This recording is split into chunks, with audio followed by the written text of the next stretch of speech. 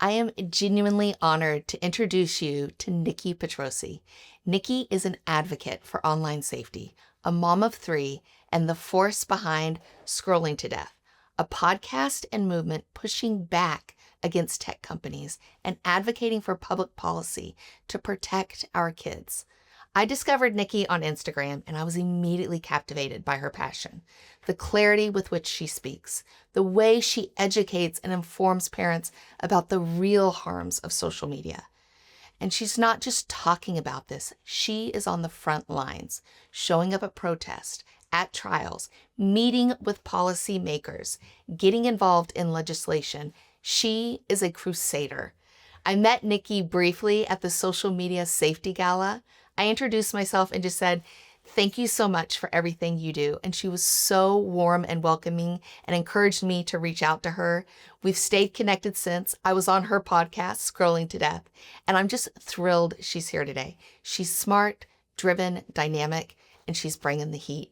Nicki, thank you so much for coming up from Orange County to join us on this project. Of course, Carrie, that was the kindest intro. You called me a crusader. That's You are so kind. Thank I you. am genuinely grateful for what you're doing because you are making an impact. And I think a lot of us parents know things need to change, but we don't know how to help. And you're doing it. Yeah, and there's things that we can change, but then there's also more that we can do outside of our own homes. So that's where I think the power lies. Yes. And you are a crusader there. Thank you. But recently you've become a really strong voice to the harms of school-issued technology. What specifically got you talking about tech in schools? My own experience with my kids. I think when I started this, my kids were young enough where they weren't really using tech yet. They were kindergarten or even preschool. And then they started into the public school system, and I noticed how much they were using technology at school. And we were limiting tech at home, given what I had learned about the effects of screen time on their young brains that you have taught me. And so I inquired with the school about screen time. They weren't able to tell me how much time they were spending. I was worried about the data being collected on these little kids and the research behind the value of them using technology over pen and paper. And turns out that their experiences are not as valuable, or they're not learning as much through those devices, and we can talk more about that. But personally, when I had a friend call me who has a son at the public school, and he told me that his son was playing one of the math games on the school device, and a naked girl popped up, an ad for a virtual AI girlfriend. Oh, wow. On one of the school While doing approved homework math for apps school. at school. This happened at school. And so I went to my daughter's class in third grade and asked if I could just check her school issued device. They use iPads there. And I scrolled through the different apps and I didn't see any ads, but I went to YouTube, which they use it in class, and I went to the shorts, and I scrolled for less than about 2 or 3 minutes, and was served a video that said, "Hurting yourself is easy," and it had a cut with blood dripping down. So being In a third grade classroom. third grade classroom, a pro self-harm video being served on my 8-year-old's iPad with all of the monitoring turned on through the Right. school system. And so that's when I got into mama bear mode, and I said, Right. this isn't okay, and had a lot of interactions with the district about that, and they did not remove YouTube. I tried to opt out of devices entirely. Anyway, long story short, I documented this whole process online and heard from so many parents who were having similar experiences of their kid being exposed to inappropriate or unsafe content on those school devices, and concern about the value of the education on those devices.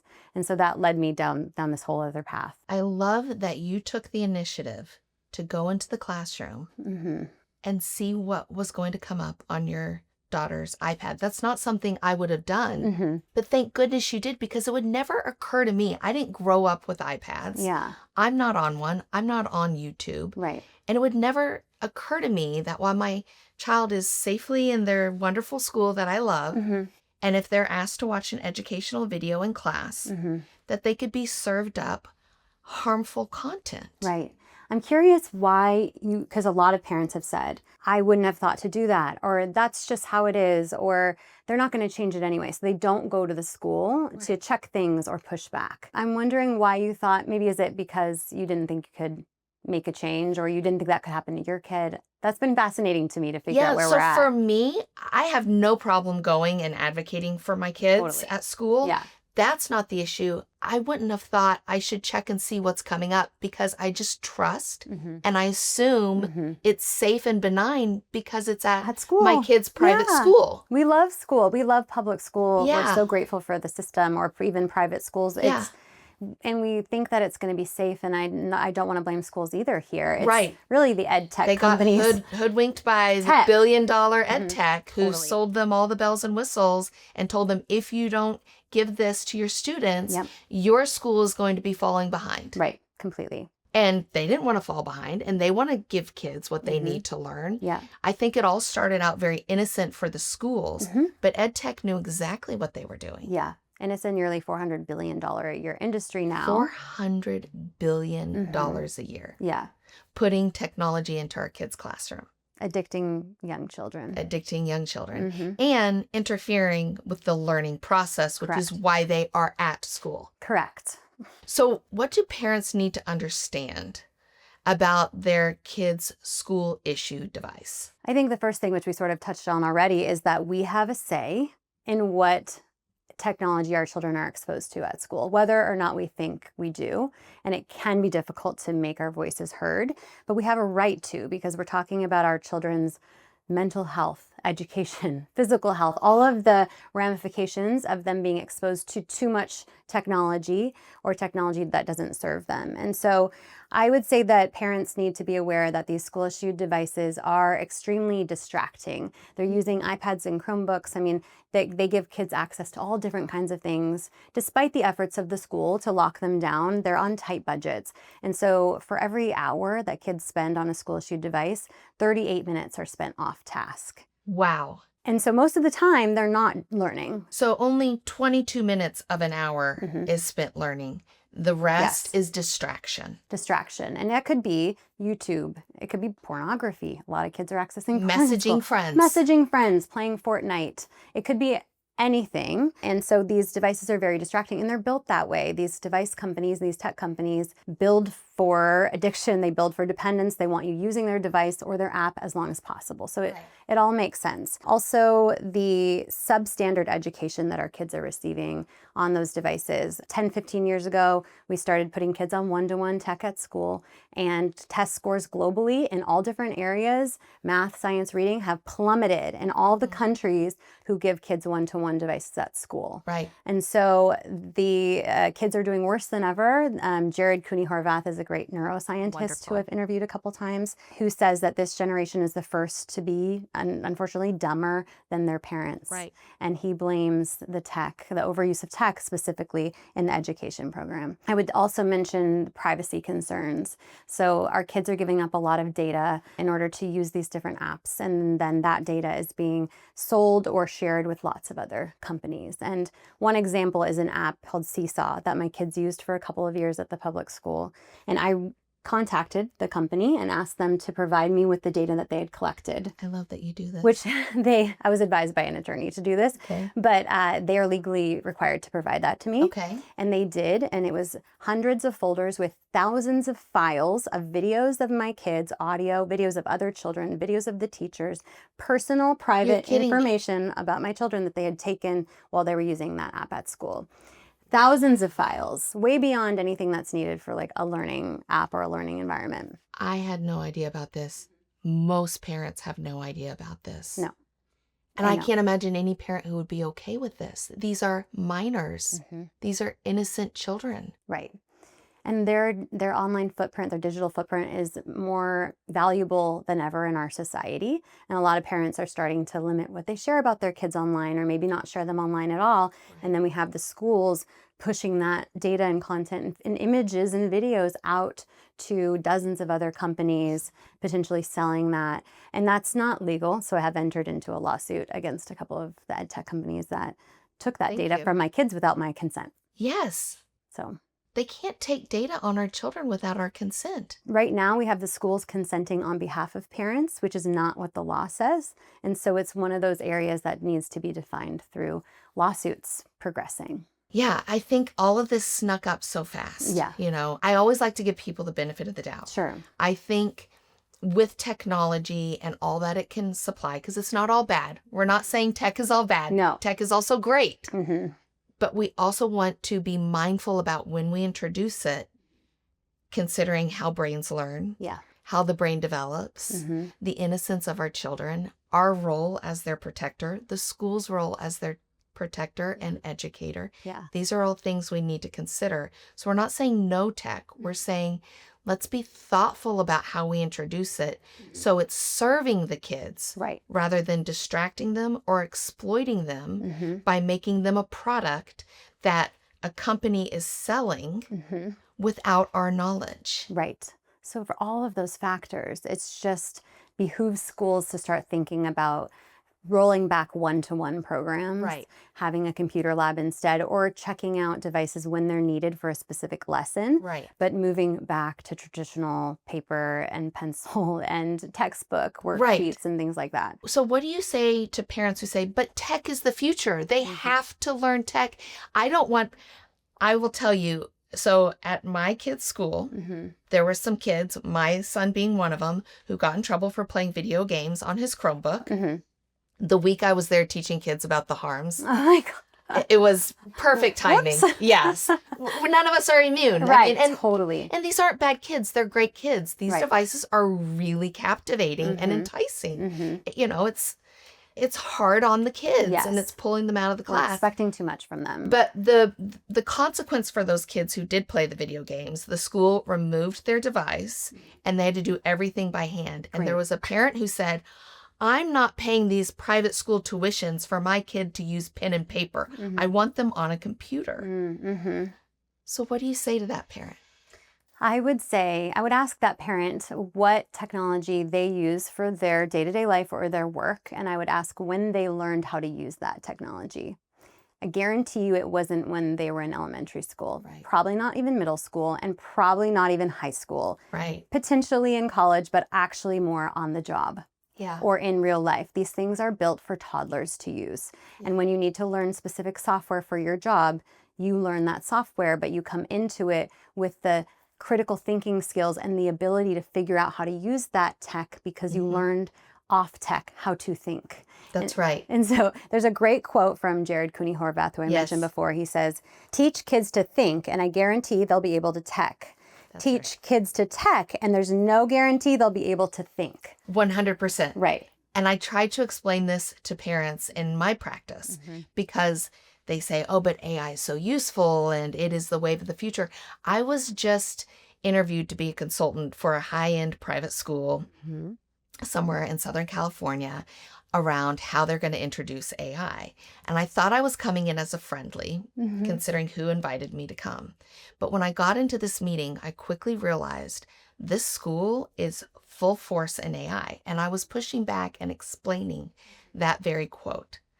The way that children learn, the way that the brain develops, they have to develop thinking skills, problem-solving skills in the world of three-dimensional objects.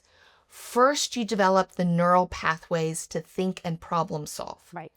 Then you can go and use AI to do deep research to help you. What's happening now is that kids are just going to AI for quick answers. They're bypassing that process of learning how to think and developing that architecture in their brain. Right. So we're raising a generation of kids who can go on their phone and come up with an answer, Right. but they have no creative thinking skills. They have no ability to problem solve on their own. And without tech, they're lost. And where does that leave our future? It's not good. And you said that the kids go to AI for the answers, but in some instances, the AI is coming to them. One mom I talked to as a 13-year-old in the Los Angeles Unified School District, he was doing a math app and the AI, Google Gemini, popped up without him opening it and said, would you like help with this math problem? Oh, wow. And he didn't answer, and it said, I can show your work, or I can give you the answer. You're kidding me. And he didn't even open it or ask for it. So it's coming in and saying, let me answer that for you. Oh, And so there's no chance for these kids. And luckily, the mom noticed it and she was able to ask to opt out of the AI chatbot system. They said AI chatbot, Google Gemini is required, but we can give your child an alternative no tech education. So she was given a choice between requiring her to use the AI or no tech. And she was like, I'll take no tech. Yeah. But where's the middle ground? Right.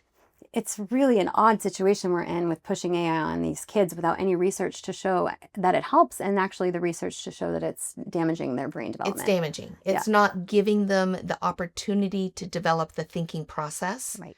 It's short-circuiting that. Mm-hmm. Yeah, it is very concerning. I like his quote. Mm-hmm. Teach your kids to think and they will be able to tech. Right. Teach your kids to tech, Mm-hmm. they won't be able to think. Yeah. So how does a parent start a conversation with their school Mm-hmm. about tech and wellness? That's a great question. And I always have been recommending, go to your teacher first, have conversations with your kids' teachers. I've sort of been backing up on that a little bit. And I think you do need to also talk to your teachers, but elevate it pretty quickly, because you're going to roll into the next grade and it can't be a teacher by teacher fight we're having here. This is a bigger problem. And so I would say number one is talk to other parents about it. There are school districts forming coalitions of hundreds or thousands of parents, LAUSD being one of them here in Los Angeles. And they're all coming together with demands or requests for what the adjustments can be to their school approach to technology. And there's lots of great templates out there that we could share afterward. But so I would say come with other parents and teachers. A parent-teacher coalition would be ideal. And then go to the principal, go to the district, go to board meetings, and start really pulling the research about what we all talked about already, about the issues around school-issued technology, and then really making very clear requests about what you're asking for. Yeah. And so we have to take this seriously. I think I used to say, just start talking to your teacher about it and maybe ask them for alternate assignments. I don't think that's a strong enough tactic anymore.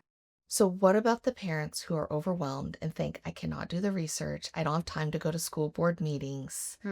Are there resources that we can share here with parents where there's a template that they could maybe send in an email expressing their concern, that they could share with some other parents so that we can make it easy for parents to advocate on behalf of their children's education, well-being, and how students learn best? Absolutely. And that all exists. But I will also say to parents, you have to be willing to fight for your kids and their health. Okay, so we all should be making time for this. Yeah. I'm sorry to be blunt about that, but I feel like we need a wake-up call because this snuck up on us. Yeah. Nobody's at fault here. We got swallowed up by this digital technology fog. Yes. And now we're trying to find our way out of it. Yeah, and I would say start with educating yourself, just yourself as a parent. And I have a ton of interviews on Scrolling to Death, the podcast, with different experts and teachers and parents about school issue technology. So that could be a good start.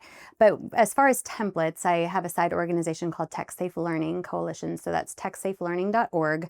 And there are dozens of templates on how to start the conversation with your school there. Also, my school board meetings or school board speeches that I've given, and they're all there. I would say the LAUSD coalition that I mentioned at schoolsbeyondscreens.com, they have a ton of templates there too that are really great. They're doing school board meetings every week because they have hundreds of people involved in showing up. And then I would say definitely grab Jared's book, The Digital Delusion, which I just got it yesterday. It outlines all of the research we talked about, but also ends with a whole section about parent advocacy and what to do next. So I think we covered a lot of different options. There are resources for parents to help with this. TechSafeLearning.org. TechSafeLearning.org. Yes. And Jared's book is called The Digital Delusion. Yes. And it's Jared Cooney Horvath. Buy that book. And maybe moms could start a book club and they read this book together because there is power in numbers. Yes. When one parent goes to the school administrator, you're the crazy one, gets brushed aside. Yeah. But when a group of 3 moms, 5 moms, 10 moms, or dads, get dads involved too, or dads can come in. Yeah. Then they start recognizing, parents care about this and it's our job to serve the parents. Right. Buy an extra copy of that book and hand it to the principal. I did. Good. You did that? Yes. Good. I also gave all my school administration Screen Schooled. Okay. I love Screen School. I love Screen School. Okay, so that was them learn that. That was one of the first ones. That's one of the first interviews that I did about this topic was with Joe Clement and Matt Miles, who wrote Screen Schooled. So that's Excellent like, book. it's been out so long and they were Was it ahead of the game. 2015 Yeah, or I think 15 or 2018? 16, Yeah. somewhere in there. Anyway, that's another great book we would They were recommend. they were ahead of the game. I know. And then I will say, so I have a son who has some mild ADHD and some mild dyslexia. And I noticed in 4th grade when they started asking him to take tests on computers, Yeah. his grades went down. And what I know about brain science, what many parents don't know, is if your child learns something studying and then they're asked to take the test on a device, our brains have to task switch from the knowledge we know to then the medium we're working with. So I went to her and said, I don't want him taking tests on computers. Can you give him it on paper with pencil? Right. And she said, sure. Oh, and it was that easy. And his great. grades went up. So there are ways that we can send an email, something that's easy. Yeah. But have you found sometimes that the schools don't respond? And if so, what do you recommend there and how can you navigate that when they push back? Yeah. In that example, my kids are currently at a classical charter school. And so there is no tech used in their day-to-day, but they still do online testing in order to get state funding. I've opted out of testing entirely because I don't want them on those devices it's like a week of practicing and a whole week and I just don't want them on there. And so they have alternate activities. That's not a long-term solution because schools do need testing right now. That is just the situation we're in order to get the funding, right? Yeah. So at my public school, I went in it alone and I got gaslit, to be honest, by the district and by the principal. And I think that was because, one, I was alone, right? So I didn't have more people coming with me, but also it can be very emotional and triggering when it comes to your child and when it comes to me seeing self-harm content being pushed to her, Right, a 3rd grader. Yeah, and in the work that I'm in, and I cover a lot of stories of young people who were pushed self-harm and suicide content in algorithms, like the exact one of YouTube Shorts, and they take their life. And here I am with my 3rd grader could have seen that instead of me catching it. Yeah. And so it was very emotional, and I think I brought emotion into it. It's hard not to. Right, but we're humans. Yeah, so I did not have a great experience. I didn't have anyone to look toward, really, to know how to do this. So I would say just don't go it alone. Try to just breathe through it because sometimes you go to these school board meetings, it can be very overwhelming, like your heart rate increases. And so just take your deep breaths, like be with people that you trust and care about and have similar beliefs about this and know that in the end, you're doing the best thing for your child. And they're going to look back one day and be like, thank you, Mom, for doing that for me. That's 100% true. I would imagine also if moms or dads are going into a meeting rather than going in with their emotions, if they would take the time to write down their talking points and have that with them, like I have your questions here, to help them stay on track of what they want to cover. Right. Because it's natural. We love our kids more than anything in the world. Of course, our emotions are going to come up. Yeah. We want to protect them. We want to do what's best for them. We don't want to attack the schools. No. We love schools. I love teachers. I am so grateful for teachers. I think teachers do God's work. Right. And we want to support them. We don't want to attack them, but we want to collaborate with them to do what's in the best interest of our children. Yeah, and on the collaboration theme there, like parents will feel like they have to prove to the school that the tech is bad or prove to them with research. When I think we need to come together with, how about you, school, also provide me with research that using tech is better. And then we can compare the research. Yeah. We can see who funded the research and where it came from and how long, so I think if we come together as make it a collaborative discussion with both sides, bringing information and comparing, I like that approach better than feeling like we are having to sell them on it. We're having to convince them. Yeah. Have them also convince us because it's a two-way street. Completely. And the research is crystal clear. I know. To your point, to Jared's point, as tech has gone up, test scores and intelligence have gone down. Right. And one thing I like to explain to parents or when I talk with schools, I say, tech is not all bad. For example, at my kids' school, there's an initiative. They're building a computer lab to teach coding as a class. Okay. I'm totally fine with all that. They're doing. Yes. Yeah. Tech is the only way to learn coding. You learn it on a computer. Right. That is fine. What I'm not okay with is when their math book is on the laptop. Right. Or when they're teaching reading or writing through video tutorials. If the lesson can only be taught with technology, that's when you use technology. Right. But if the lesson can be taught in the real world, that's how the child's brain learns best. Right. Especially in relationship to the teacher. We learn in relationship. Yeah. We human beings are wired for education from the trusted authority or caretaker. And a screen is not going to notice a child who is emotionally upset, who is confused, who's not following the lesson. But the teacher at the front of the classroom, that's why I say teachers are priceless.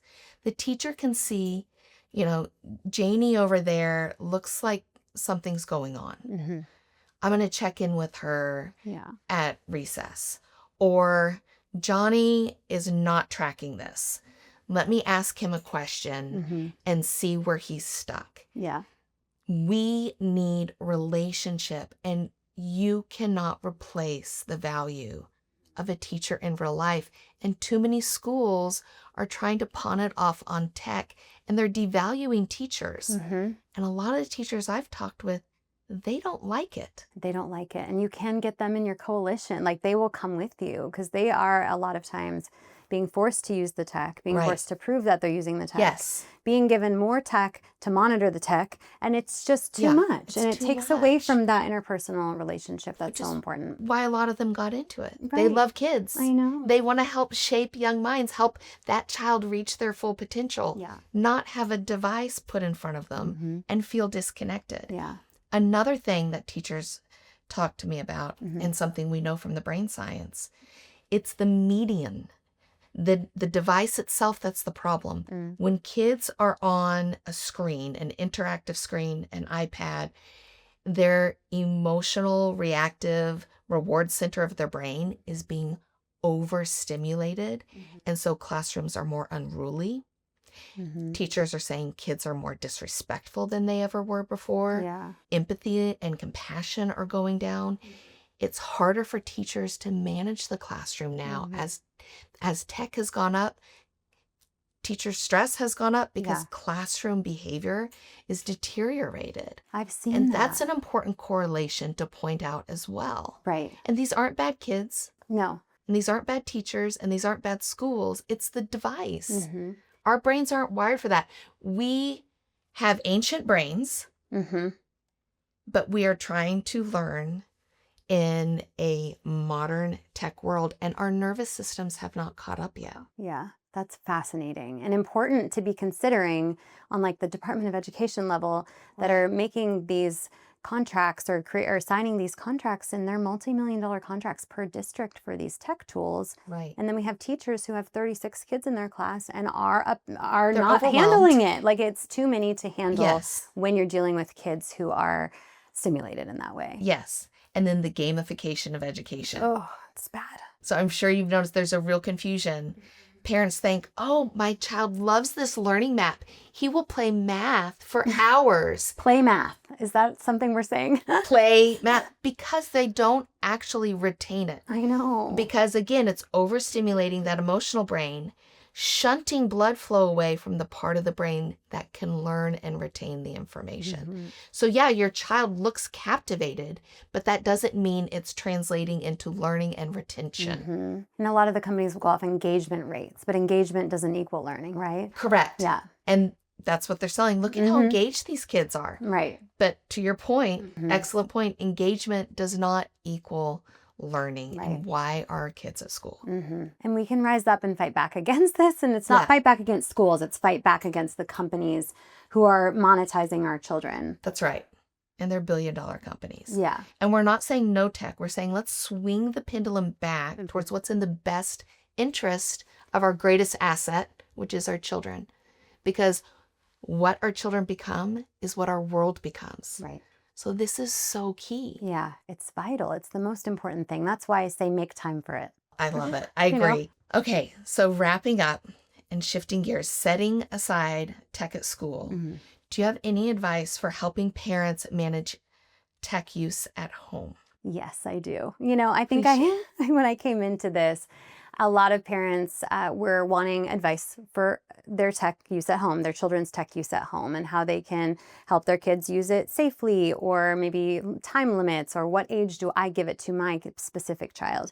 And over time, the conversations expanded, and parents started asking, okay, I understand the limitations, I understand the risks, and I'm making these decisions at home, but no one else is doing it, and I'm all alone. And Yeah. so what more can I do to influence society to all make these safer choices together? And so that's my kind of thought now, and my focus is around thinking bigger and thinking outside of our homes.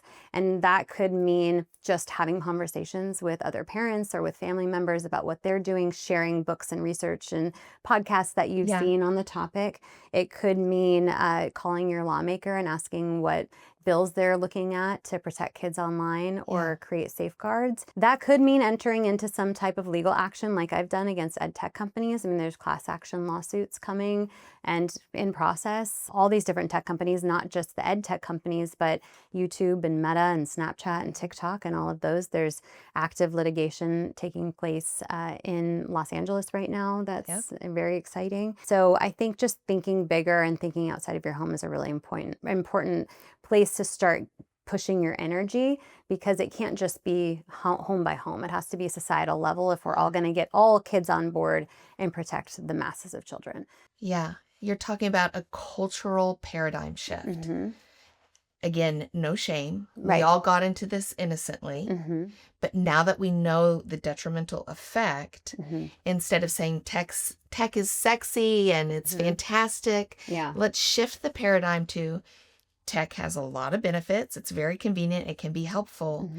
And when we're talking about the developing mind and how kids learn, this is not the time or place. We want to delay and kind of punt that to later in the future. Yes, and remember that you talked about like blame. It's not the parents' fault that we're in this situation. It's the tech company's fault. That's right. Who saw an opportunity. They knew to exactly make money. what they were doing. They knew that by targeting kids. I mean, these companies studied young children's brains. There's scans in their internal documents of kids' brains pointing to areas that they can stimulate in order to hijack their brains and make a make a product that they would become dependent on. And I'm talking about YouTube and Instagram and TikTok. Most parents don't realize YouTube is social media. Oh, for sure. It's run by an algorithm. Therefore, it is addictive, and it's going to continue to serve your child more and more extreme content to keep them hooked, whether you know it's doing that or not, because you might not be in the room. Right. And so I think this all to say that we need to direct blame and energy towards forcing the companies to create safer products for minors, not so that we can let them use tech, have it be fun with limits at the appropriate ages, but not have to worry about them getting pushed self-harm content, or eating disorder content, or any of these things, or sexually inappropriate content. Oh yeah, or pornography, or seeing a violent killing, predators, or I mean, we could go on and on. On and on. Yeah. But I like how you say, just start talking with other people. Yeah. You know, whether you're sharing a book or a podcast, or hopefully parents will share this online summit with friends. Yeah. Because the goal here is we are moms too. It takes a village, and we all want to come together. We're on the same team. Totally. This is not adversarial. No. This is, we love our kids. We didn't know this. Now we know. But we can do something about it. Yeah. There's a lot we can do, and we have to do it together. And you're doing so much, and I'm so grateful for you. I'm grateful for you, Carrie. Thank you for this conversation. This was great.